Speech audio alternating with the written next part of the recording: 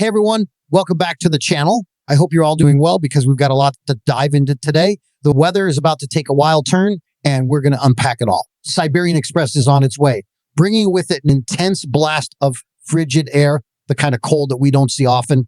This rare Arctic outbreak is set to spread across North America, including the lower 48, and it could also set the stage for a major winter storm next week. If you've been wondering what's coming and how it might affect you, stick around because we've got a ton of details to go over.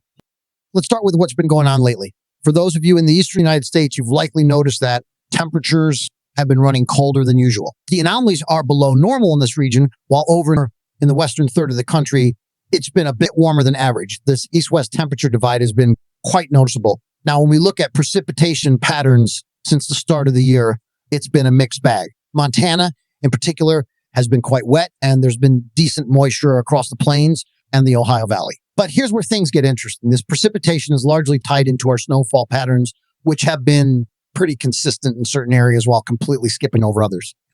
But before we get into the details, hit the subscribe button, like this video, and leave your thoughts in the comments. Thank you for your support. The snow track has favored regions from the central and southern plains through the Ohio Valley and into the interior Northeast and parts of the Mid-Atlantic. If you're in the Midwest or the Deep South, you've probably been feeling left out in terms of snowfall so far this season. Even the Southeast has largely missed out, which is unusual for this time of year. The big question now is whether these patterns will shift as we move forward into the next couple of weeks. There's potential for some surprises, so don't lose hope just yet if you've been waiting for a snowy scene.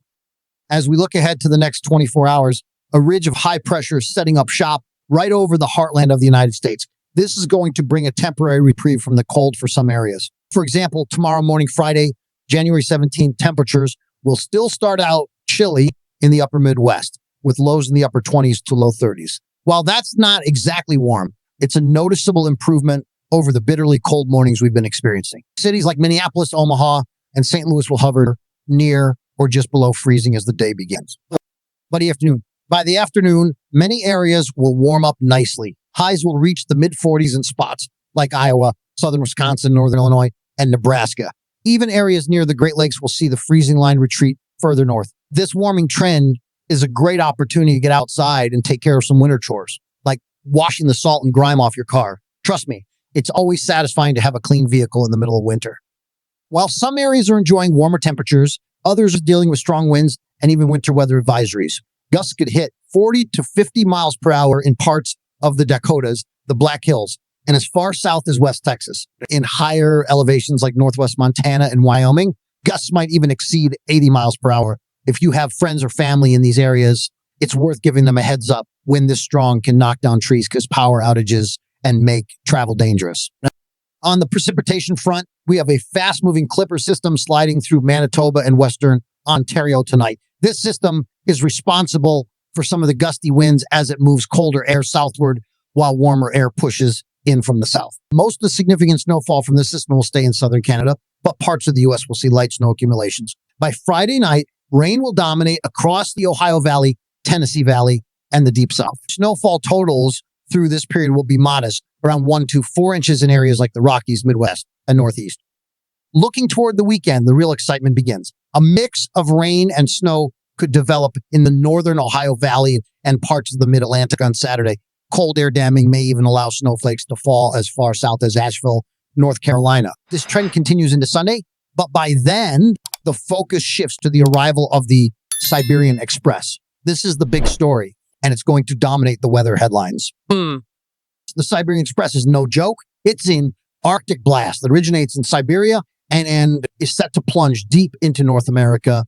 By Saturday, it will arrive in southern Canada, and by Sunday, it will spread into the central and southern U.S., reaching all the way to the Gulf Coast. Temperature anomalies are expected to be extreme, ranging from 30 to 50 degrees below normal in some areas. Highs in the northern plains will struggle to rise above zero, and wind chills will be absolutely brutal. In places like Montana, North Dakota, and Minnesota, wind chill values could drop to 230 def or even lower. If you're venturing outside, frostbite could set in within minutes, so make sure to dress in layers and cover exposed skin.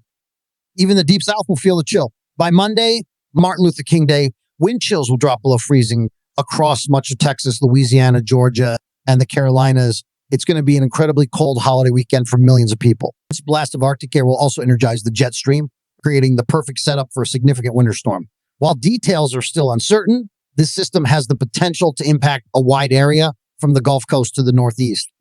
The models are starting to pick up on this storm, but there are some key differences. The European model shows snow reaching as far south as Houston, Texas, and even parts of Florida, including Jacksonville and Orlando. Meanwhile, the American GF keeps the snow track further north, targeting areas like the Midwest, Ohio Valley, and interior Northeast. Differences highlight how complex the system is, but one thing is clear: the combination of intense cold and active weather will create challenges for many regions. Both models agree on the arrival of the cold air, but they differ on the placement and intensity of the snow. The European model favors a southern track with snow and ice extending from Texas to Florida. The GFS shifts the focus further north, bringing heavier snow to the Midwest and Ohio Valley. As we get closer to the event, we'll have a better idea of which scenario will play out. For now, it's important to stay prepared and keep an eye on updates. Now, let's rewind a bit and look at where we're starting from this morning.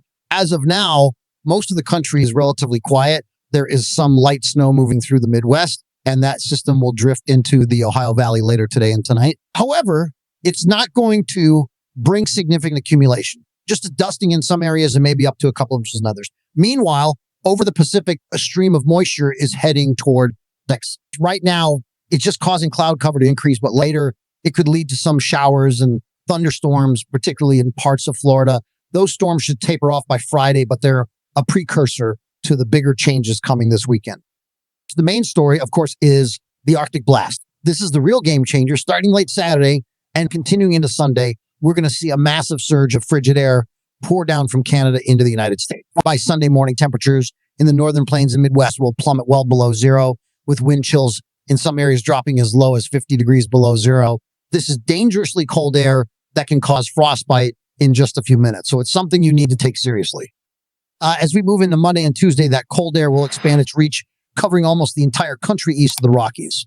The cold will extend all the way to the Gulf Coast, with freezing temperatures expected in places like Houston, New Orleans, and even parts of Florida. These kinds of temperatures are rare for the Deep South, and they'll create the perfect conditions for our second potential winter storm.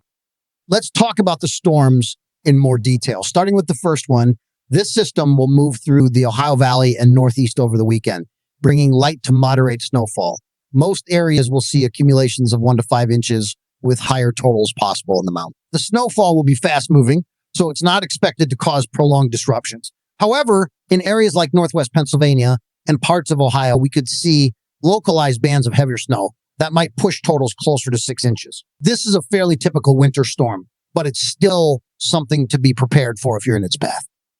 The second storm, though, is where things get really interesting. Early next week, as the Arctic air settles in, there's a growing chance for a winter weather event in the southern plains and Gulf Coast. This includes places like Texas, Louisiana, Mississippi, and even parts of Florida. Models are showing a range of possibilities, from light snow and freezing rain to a more significant winter storm with widespread impact. What's certain is that the cold air will be in place, making it possible for wintry precipitation to occur. The big question is how much moisture will be available. If there's enough, we could see a major winter storm in areas that aren't used to dealing with snow and ice. If moisture is more limited, it could be a lighter event with isolated impacts. Here's my personal take. I think we'll see a winter weather event, but it's likely to be more localized and less intense than some of the more extreme scenarios the models are showing. I don't expect a repeat of the massive winter storm we saw a couple of weeks ago, but even a smaller event could cause significant disruptions in areas that aren't equipped to handle snow and ice. For example, a light coating of freezing rain in Texas or Louisiana could create hazardous driving conditions, and power outages could become a concern if ice accumulates on trees and power lines. Looking beyond the storms, the cold air is going to stick around for a while. By the middle of next week, temperatures will start to moderate slightly in the central and southern parts of the country. But another Arctic blast is already showing up on the models for next weekend. January is shaping up to be one of the coldest in over a decade for much of the U.S., and it's not over yet. So what should you do to prepare? If you're in the Ohio Valley or Northeast, get ready for some snow this weekend. It won't be a blockbuster storm, but it could still cause travel disruptions, especially in higher elevations. If you're in the southern plains or Gulf Coast, keep an eye on the forecast early next week. Winter weather in these areas is rare, but it looks increasingly likely that we'll see some level of snow or ice. And no matter where you are, make sure you're prepared for the cold. Have your winter gear ready, keep your pipes protected, and take extra precautions if you'll be outdoors. Thanks so much for tuning in today's forecast. Stay warm, stay safe, and I'll see you in the next update.